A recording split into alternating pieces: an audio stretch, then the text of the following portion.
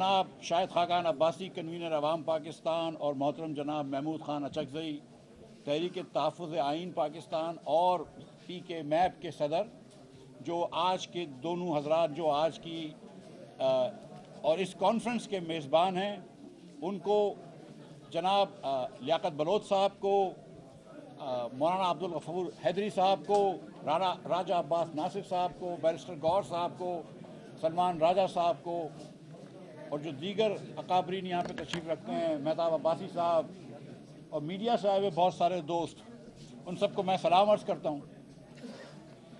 हमने ये कॉन्फ्रेंस बुलाई थी ये बात करने के मुल्क में कानून की हुक्मरानी नहीं है और आइन की बालादस्ती नहीं है, लेकिन इससे पहले कि हम ये कॉन्फ्रेंस के दूसरे दिन आज इस बात को साबित करते कि मुल्क में कानून की हुक्मरानी नहीं है, हुकूमत ने खुद ये साबित कर दिया सुबह हमको गेट के बाहर खड़ा करके। जब आप पाकिस्तान के जय्यद सियासतदानों को, जिसमें साबिक वजीर आज़म शामिल है, जिसके अंदर वज़रा साबिक वज़ीर शामिल है, जिसमें लीडर ऑफ द अपोजिशन शामिल है, जो आज का लीडर ऑफ द अपोजिशन है, जिसमें मेंबरान असेंबली के शामिल हैं, उनको आप जब सड़क पे खड़ा कर देते हैं और FC के जवानों को उनके सामने खड़ा कर देते हैं,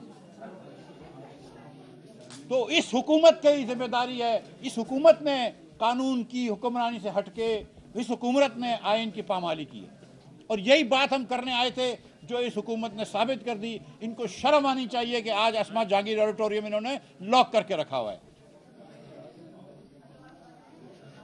क्या मकसद होता है आइन का? आइन क्या होता है? जिसको दस्तूर भी कहते हैं, एक समाजी मुआहदा है तमाम शहरियों के दरमियान। जब ये बात करते थे मुस्लिम लीग वाले के वोट को इज्जत दो, तो वो आइन को इज्जत देने की बात करते थे, क्योंकि आइन की फाउंडेशन शुरू होती है फ्री एंड फेयर इलेक्शन से।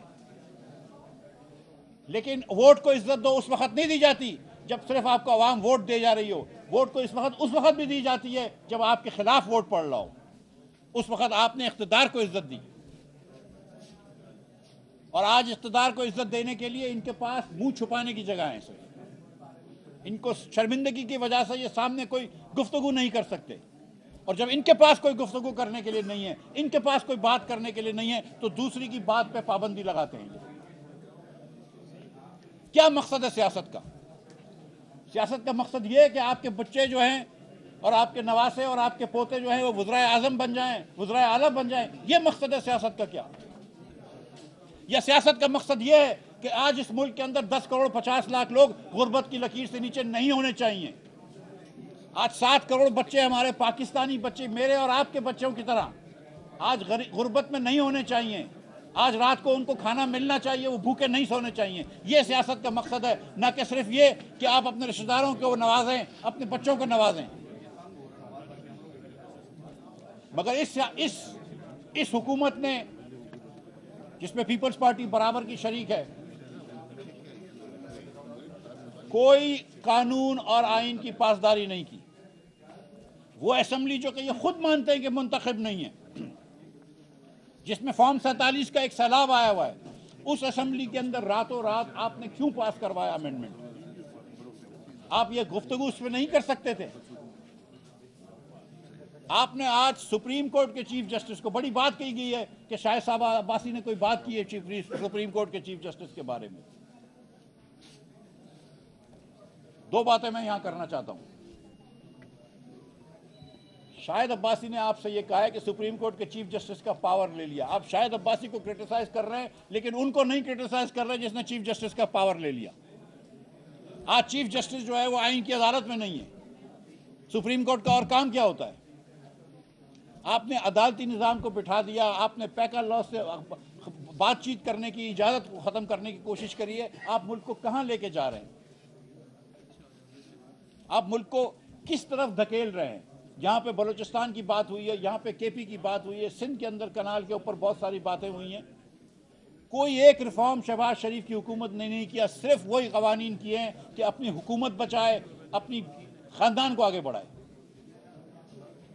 तो ये इस पाकिस्तान के लोगों को मंजूर नहीं है।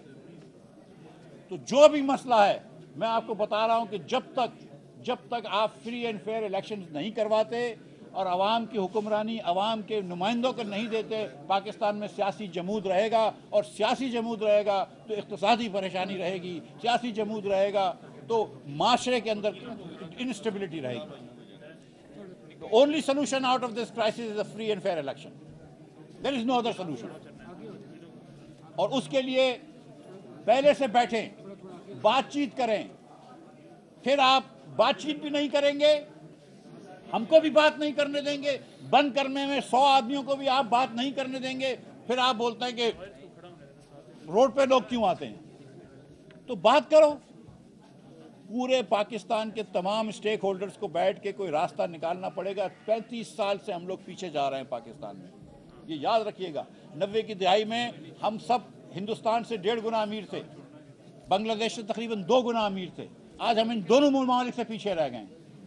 ये पाकिस्तान फस्तगी की तरफ इसलिए जा रहा है कि यहाँ पे पॉलिसीज गलत हैं, और जब तक आप कानून की हुक्मरानी नाफिज नहीं करेंगे पाकिस्तान अब आगे नहीं बढ़ सकेगा।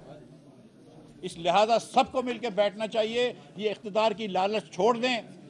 ये शहबाज शरीफ साहब को याद रखना चाहिए कि आज सिर्फ वो हुकूमत में हैं, कल भी बाहर थे और आइंदा कल वाले भी बाहर होंगे, और फिर वो भी हमारे साथ यहाँ खड़े होंगे। हम उनके साथ खड़े होते थे जब वो कहते थे वोट को इज्जत दो, लेकिन उन्होंने इख्तिदार को इज्जत दी, वो उनकी मर्जी है। लेकिन कल इख्तिदार उनको इज्जत नहीं देगा, ये मेरी गारंटी है। तो मैं एक मरतबा फिर हुकूमत से ये बात करता हूँ कि ज़रा सोचना इस बारे में कि आपने JUI, जमात इस्लामी, PTI, अवाम पाकिस्तान, PK मैप और दीगर इतनी पार्टियों को बात करने की इजाज़त नहीं दे रहे। आप डर रहे हैं, किस बात से डरते हो? अगर ईमानदारी से आते तो डर नहीं लगता। बस इतनी सी बात करनी थी मुझे। बहुत सारे और स्पीकर हैं, मैं आप तमाम हज़रात का बहुत शुक्रिया अदा करता हूँ। बहुत शुक्रिया मुफ्ती इस्माइल साहब। और डर पार्टी की आखिरी